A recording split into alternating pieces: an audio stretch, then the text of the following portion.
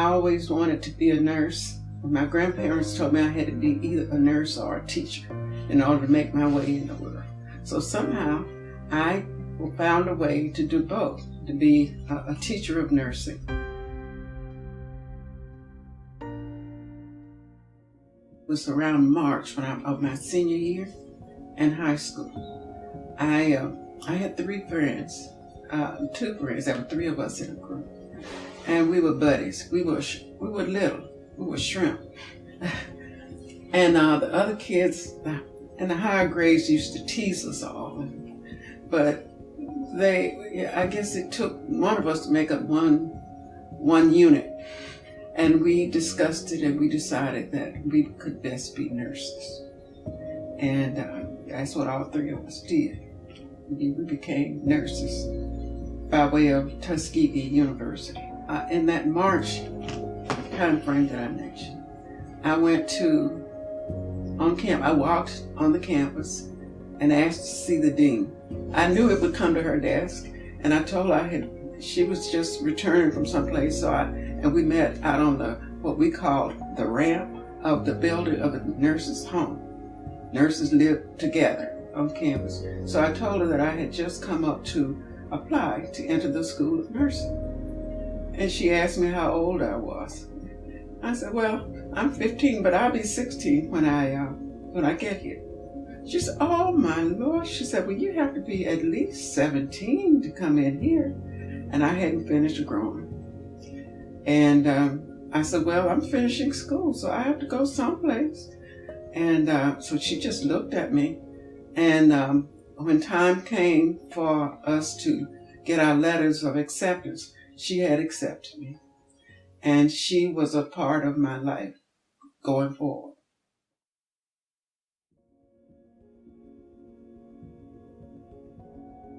When I was a senior in college at Tuskegee, I was involved with the Tuskegee Civic Association, which was helping people to vote. Blacks outnumbered whites in the county by 7-1. So if they allowed the black people to vote, then they would lose power. And as I continued with the Tuskegee Civic Association, the federal government brought a suit on our behalf, those of us who were trying to vote. We had a hearing held by the U.S. Civil Rights Commission in Montgomery, and several of us were called to testify. So when this case went up the line in the courts, and it was finally heard by the U.S. Supreme Court, the people who had been hindering us were ordered to put our names on the voting rolls. So that's how I got the right to vote in Alabama. Plus, that case helped form the legal basis for the Voting Rights Act of 1965. After I graduated, I worked briefly at John A. Andrew Memorial Hospital.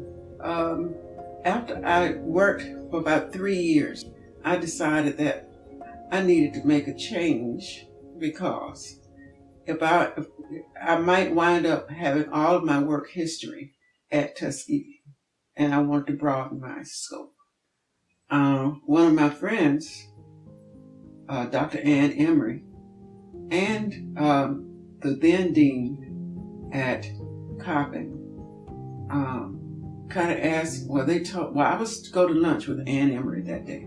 And I told her, I said, I can't go to lunch. I said, I am going to leave here. And she said, give me a minute. I said, okay. So she went and made some calls. And she said, where would you rather go? To the University of Maryland, out to Coppin. And I said, well, I don't see where I'm going to be working all that much longer. So I would prefer to go to Coppin. So whatever I do will help my folks. So they were threatening to close the school. And my office was up on the 8th floor. And I could look down on the street. And I could see, those unlicensed pharmacists giving out prescriptions that they weren't licensed to do right on the corner and there was broken glass and children playing in broken glass. I said, this is not good. Now, I'm not casting any aspersions on those who came before. They did what they could do with what they had. So I had to convince other units within the college that we needed to go for quality, and not because otherwise we would not be successful. But to find these students, I need a specialist in recruitment. And that's how I got Darryl Boyd. I was writing grants. I was proficient at grant writing. So I wrote a grant on recruitment and retention and found some of the support we needed as an educational unit. And I had done research on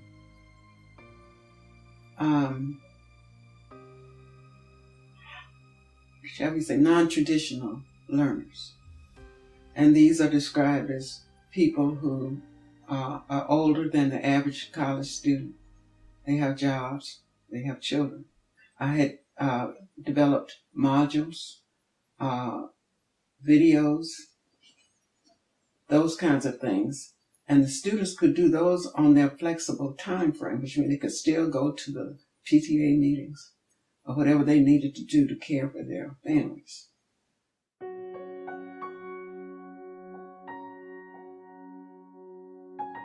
I would like for us to become more embedded within the community, because the next time somebody would come around talking about closing Coppin, they would have to deal with the community too. We wouldn't have to fight that battle by ourselves. This lady was working at Howard University, and she was providing health care for homeless people in D.C. through Howard University School of Nursing. So I knew her name, and I knew who she was. So I went over there and I sat next to her. And I said, Bernadette, I need to get a clinic in my area served by my college, and I need a consultant. She could say, oh, yeah, I'll do it.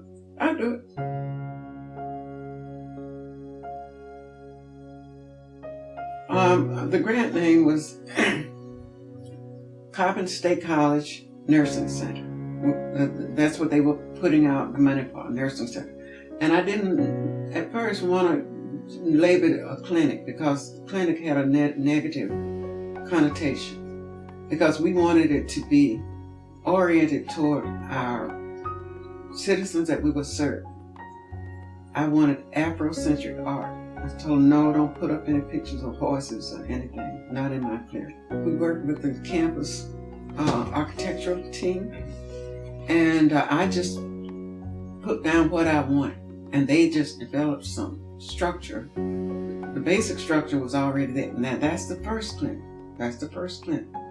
But I had written into the grant proposal how the clinic would sustain itself, that we would have people pay on a sliding scale, those who could pay. We would take HMOs money, and we would have contracts.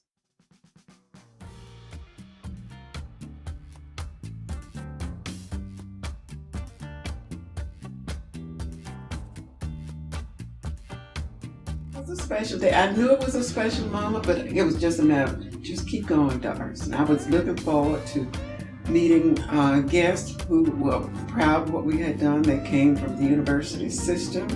They came from the office that had made the grant to us. They were proud. Mayor Schmoke was there. He was glad because he had sold us the 2 houses for $2. And on the opening day, I told him that he still owed us some money on that, on those buildings in that partnership.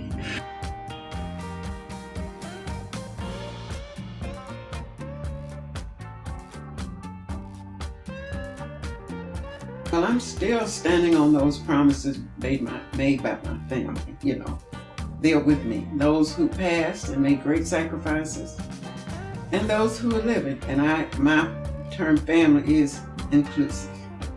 I try to represent those who would have If they could have, they would have taken an opportunity to do what I know.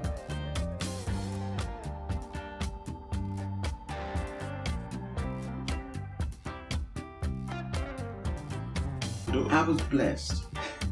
I would sum it up by saying I was a blessed child and woman.